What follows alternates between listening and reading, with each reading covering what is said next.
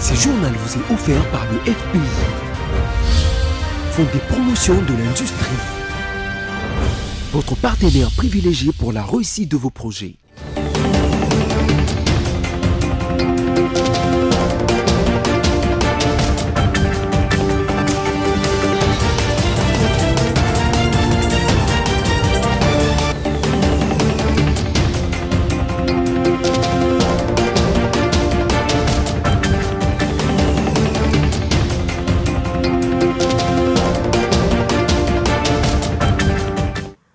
Mesdames et messieurs, bonsoir et bienvenue à cette grande édition du journal sur votre chaîne BC Télévision. Place au sommaire. Ouverture ce mardi du 10e congrès de l'Union nationale de la presse du Congo qui se déroule pendant 3 jours au centre Nganda de Kinshasa. Salubrité médiatique et statut du journaliste est le point à l'ordre du jour. Après plus d'une semaine en détention, la demande de mise en liberté provisoire de l'opposant Seth Kikuni a été rejetée par la chambre du conseil du tribunal de paix de Kinshasa-Gombe, a annoncé son avocat maître Ramazani Chabani. Et au Mali, des tirs et explosions attendus ce matin à Bamako, la capitale. Un camp militaire attaqué. Les détails, c'est tout de suite. Encore une fois, bienvenue à cette grande édition du journal si vous nous rejoignez. Débutons ce journal avec cette actualité. En mission en République démocratique du Congo, le speaker de l'Assemblée nationale de la Côte d'Ivoire, Adama Bictogo, accompagné de son homologue congolais, Vital Kamerhe, a été reçu par le président de la République, Félix Tshisekedi, dans la soirée d'hier, 16 septembre 2024, à la Cité de l'Union africaine. Adama a été porteur d'un message de félicitations du président Alassane Ouattara à son homologue congolais Félix Tshisekedi. Presse présidentielle. Alors, le champion d'Afrique, comment ça va? Présent à Kinshasa, suite à l'invitation de son homologue Vital Kamerhe pour participer à la cérémonie inaugurale de la session parlementaire de septembre 2024, l'honorable Adama Bictogo, président de l'Assemblée nationale de Côte d'Ivoire, a été reçu ce lundi soir par le chef de l'État. Le speaker du Parlement ivoirien était porteur d'un message de salutation fraternelle du président de la République de Côte d'Ivoire, Alassane Ouattara, à son homologue et frère congolais Félix Antoine Tshisekedi Tshilombo. Le président de la République nous a reçus et l'aisance avec laquelle il nous a reçus, nous avions l'impression de le connaître depuis 20 ans. Parce qu'il recevait ses frères de Côte d'Ivoire, mais il recevait surtout des émissaires du président Alassane Ouattara. Et pour lui, c'était très important. Donc nous sommes venus lui témoigner toute l'affection, la fraternité du président Alassane Ouattara. Devant le parlementaire congolais ce lundi, Adama Bictogo a rassuré du soutien de son pays au peuple congolais face à la situation sécuritaire dans la partie est de la RDC. Le soutien que mon homologue Bictogo a apporté à notre pays et qui a entraîné la vague de soutien des autres États présents à l'Assemblée des pays francophones à Montréal, c'est quelque chose d'inoubliable. Et aujourd'hui, il a été clair devant la représentation nationale, devant les députés nationaux, dignes et légitimes élus du peuple. Il a dit clairement qu'il est venu pour dire au peuple congolais que la Côte d'Ivoire est à côté de ces populations de l'Est qui souffrent des affres de la guerre. Le président de la Chambre basse du Parlement ivoirien a été désigné par tous les présidents de parlements francophones pour conduire une grande délégation dans les pays africains en situation de crise sécuritaire, notamment au Burkina Faso, au Mali, au Niger, en République démocratique du Congo et au Sud-Soudan, afin d'y apporter la contribution de la diplomatie par le... Et pendant ce temps, la chef du gouvernement Judith Suminwa Tuluka a déposé le lundi 16 septembre 2024 à l'Assemblée nationale 3 projets, à savoir les projets de loi des redditions des comptes 2023, les projets de loi des finances rectificatifs pour l'exercice 2024 et enfin le projet de loi des finances pour l'exercice 2025. Au sortir de l'Assemblée nationale, la première ministre Judith Suminwa a redressé la liste des priorités de ces dossiers. On l'écoutait. Je viens de déposer 3 documents importants. Il s'agit du projet de loi de reddition de comptes pour 2023. Nous avons aussi déposé un projet de loi de finances rectificative pour l'exercice 2024. Le 3e document qu'on a déposé, comme vous l'avez dit, c'est le projet de loi de finances pour l'exercice 2025. Ce projet de loi, aujourd'hui, il est à hauteur de 49 847 milliards de francs congolais et ça nous donne une augmentation de 21% par rapport à la loi des finances 2024, la loi initiale telle qu'elle existe encore actuellement avant la rectification. Et essentiellement, nous avons tenu compte de l'évolution d'un point de vue économique, tenant compte des chocs externes qui nous impactent à travers la guerre en Ukraine, la guerre au Moyen-Orient, mais aussi au niveau des chocs internes, avec notamment la guerre à l'Est, injustement imposée. Mais il a fallu aussi tenir compte d'un certain nombre de réformes qui vont nous permettre de continuer à stabiliser le franc congolais et probablement à terme, on l'espère, aller vers une baisse du taux de change pour améliorer le pouvoir d'achat des ménages congolais. Il était important aussi de mettre un accent sur les investissements. Et donc on a une augmentation au niveau des investissements de plus ou moins 14%, ainsi qu'une augmentation des ressources allouées à l'agriculture, 13% pour l'agriculture. Et nous avons mis l'accent, en continuant les réformes, sur la gratuité de l'enseignement, en mettant l'accent sur un peu plus de qualité à ce niveau-là, ce qui veut dire aussi une amélioration au fur et à mesure des rémunérations au niveau des enseignants, mais aussi pour l'ensemble de la fonction publique, ainsi que de poursuivre le travail au niveau du PDL 145 territoires et de manière générale mettre l'accent sur le développement rural et particulièrement un accent sur les infrastructures routières, les routes nationales, interprovinciales, les routes de desserte agricole, les voies fluviales. Nous continuons à travailler sur des projets importants comme du port en eau profonde de Banana. Il y a des discussions en cours par rapport au Grand Inga. Et puis, la ministre des Affaires étrangères, coopération internationale et francophonie, Thérèse Kayikwamba, a reçu en audience le lundi 16 septembre 2024 le secrétaire général adjoint des opérations de paix des Nations Unies, Jean-Pierre Lacroix, au menu de leurs échanges, la situation sécuritaire dans la partie est de la République démocratique du Congo, qui reste une priorité pour la mission onusienne. Patricia Bomolo nous en dit plus. Accompagné de la représentante spéciale du secrétaire général de l'ONU, Bintou Keïta, Jean-Pierre Lacroix a souligné l'engagement permanent des Nations Unies à l'amélioration de la situation grâce à des mécanismes politiques et opérationnels. Non seulement ça, au cours de leurs échanges, ils ont aussi abordé la question de la problématique du désengagement de la mission onusienne au Sud Kivu. Nous sommes fortement engagés à soutenir ces efforts de paix. Nous sommes, nous, Nations Unies, à la fois disposés et engagés à les soutenir à la fois sur le plan politique et sur le plan opérationnel à travers les moyens de la MONUSCO. Et donc nous avons discuté avec Madame la ministre d'État à la fois ces questions, la poursuite de ce soutien. J'ai recueilli les vues de Madame la ministre d'État s'agissant de la poursuite de ces efforts diplomatiques. Je crois qu'il y a une détermination des autorités congolaises à continuer les efforts.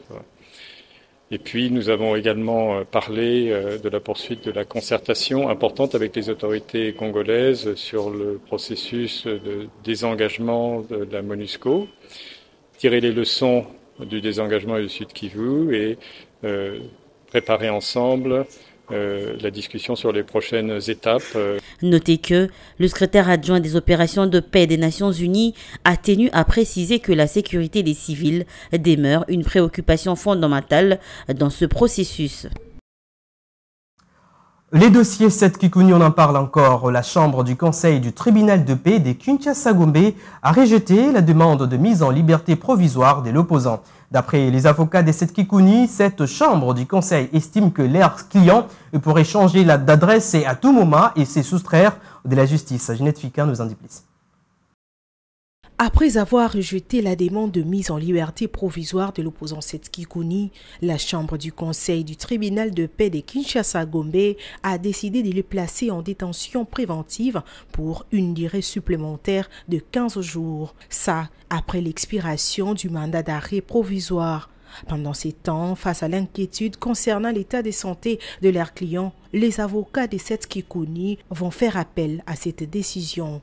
Pour rappel, la semaine dernière, l'épouse de l'ancien candidat président Setski Kouni avait informé à la presse que son époux avait subi une intervention chirurgicale bien avant son arrestation, chose qui inquiète énormément sa famille biologique. De l'autre côté, l'opposition et la société civile ont signé une tribune pour exiger sa libération. Notons que l'opposant Setski Kouni est toujours à l'ANR. Toujours dans le même chapitre, le ministre d'État de la Justice congolaise Constant Mutamba revient d'un bref séjour médical en Turquie après les révélations de son empoisonnement. À Kinshasa, plusieurs mouvements de soutien ont été signalés en sa faveur. Les manifestants ont appelé le chef de l'État Félix Tshisekedi à garantir la santé physique du patron de la justice congolaise. Et aussitôt rentré le lundi 16 septembre à son cabinet, il a réitéré sa détermination à poursuivre les réformes courageuses amorcées dans son secteur tout en saluant les soutiens du président de la République. C'était devant les cadres et agents de son ministère. On l'écoute. Grâce aux multiples prières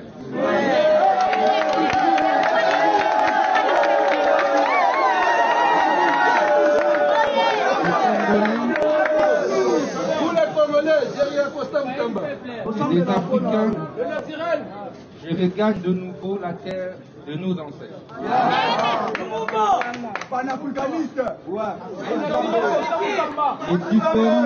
Les différents messages, les différentes mobilisations que vous avez organisées témoignent du soutien que vous apportez à la lutte noble que nous menons pour le redressement de notre justice sur instruction du chef de l'État.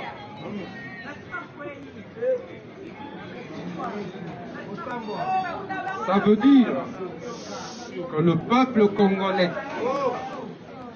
vient de me dicter la méthode à adopter pour guérir notre justice de sa longue maladie.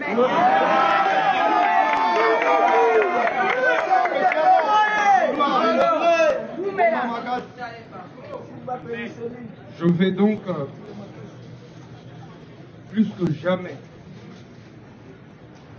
travailler pour continuer à honorer le chef de l'État et à ne pas décevoir le peuple congolais.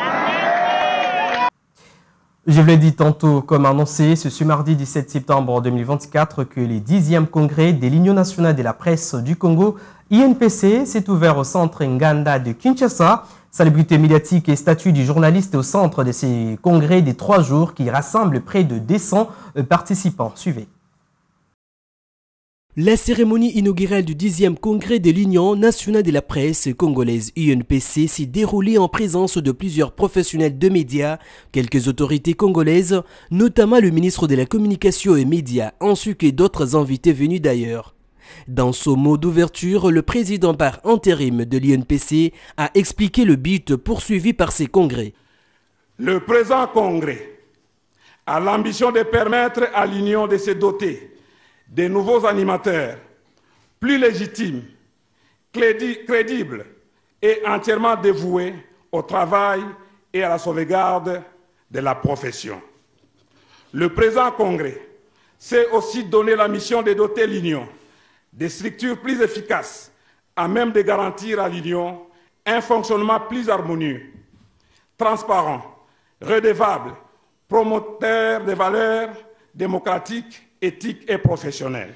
Pour sa part, le représentant de l'ONU pour l'éducation, la science et la culture, le président du groupe Bayer Presse a réitéré leur engagement à soutenir la liberté d'expression et les secteurs de médias en RDC. L'UNESCO a toujours défendu la cause de la liberté de la presse et de la sécurité des journalistes. Nous continuerons de travailler en étroite collaboration avec le gouvernement, avec l'Union nationale de la presse du Congo et d'autres parties prenantes pour promouvoir la création d'un environnement où les journalistes peuvent travailler librement, en toute sécurité, dans le cadre du code déontologique qui régit la profession. À son tour, Patrick Mouyaya, ministre de la Communication et Médias, appelle les journalistes à être unis pour relever les défis qui les entourent et mettre de l'ordre dans ce secteur. La tenue de ces congrès était l'autre forte recommandation. Sa tenue aujourd'hui permet non seulement de renouveler les textes organisationnels de l'Union, mais surtout de doter les organes de cette dernière des animateurs capables de porter la nouvelle vision de la corporation, à entamer ainsi l'autre étape non moins importante consistant à mettre de l'ordre dans la profession. C'est aussi sur vous, aujourd'hui, sur vos épaules, que retombe la responsabilité de donner des réponses aux autres questions pendantes et vitales qui vont nous permettre de réaliser la salubrité médiatique conformément à l'engagement que nous avions pris face au président de la République à l'occasion de la tenue des États généraux de la communication et des médias. Ces événements du Congrès de la Renaissance aideront donc à fixer les conditions d'acquisition du statut des journalistes, notamment conditionnées par une carte de presse de l'UNPC. Durant les 3 jours des 6 assises qui réunissent plus de 200 personnes, le nouveau comité directeur de l'organisation sera élu. Et parlons à présent d'un phénomène devenu très pratique dans la capitale congolaise et plus particulièrement l'éducation du fils sur les enfants transmise par la société, les médias qui ont aussi une grande influence à ne pas négliger sur la formation des enfants. Une question se pose, qui est le vrai responsable de l'éducation des enfants? Quelques parents interrogés par nos reporters ont donné leur point de vue que je vous propose de suivre dans ce reportage de Gloriange Toutou et Généreuse Essengo.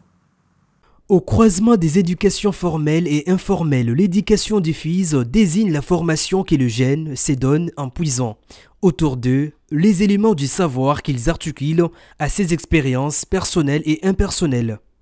Les débats pédagogiques, philosophiques et sémantiques sur les types d'éducation formelle et informelle sont dépossédés par les concepts d'éducation du fils qui, dans une définition unique, les enferment et les intègrent. À la question des savoirs, qu'est-ce qui cause l'éducation du fils chez les enfants? Un papa pointe du doigt le parent.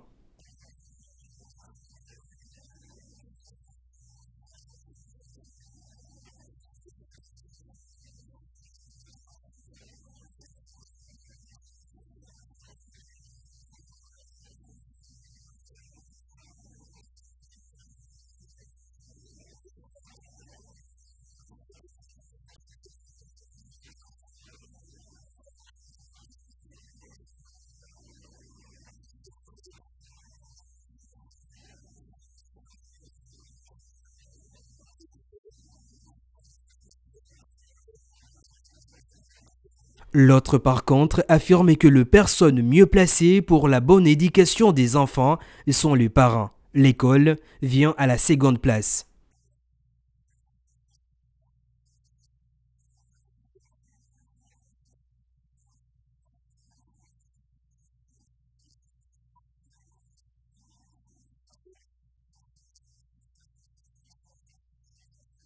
Sur ces, les parents sont conviés à bien éduquer leurs enfants et avoir le temps de surveiller ce que les enfants font, qu'est-ce qu'ils regardent et qui ils fréquentent, car l'avenir appartient aux enfants d'aujourd'hui, dit-on.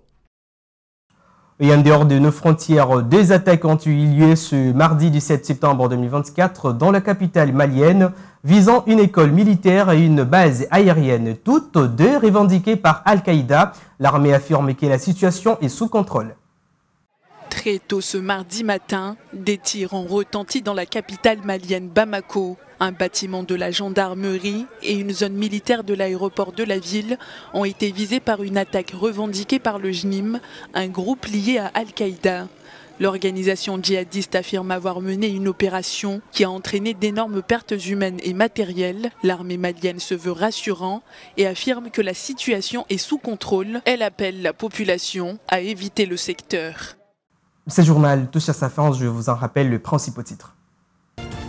Ouverture ce mardi du 10e congrès de l'Union nationale de la presse du Congo qui se déroule pendant 3 jours au centre Nganda de Kinshasa. Salubrité médiatique et statut du journaliste est le point à l'ordre du jour.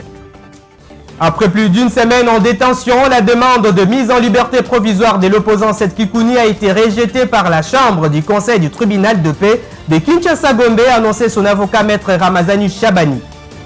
Et au Mali, des tirs et explosions attendus ce matin à Bamako, la capitale, un camp militaire attaqué. Ce journal est complètement terminé. Merci de votre fidélité. Au revoir et à la prochaine.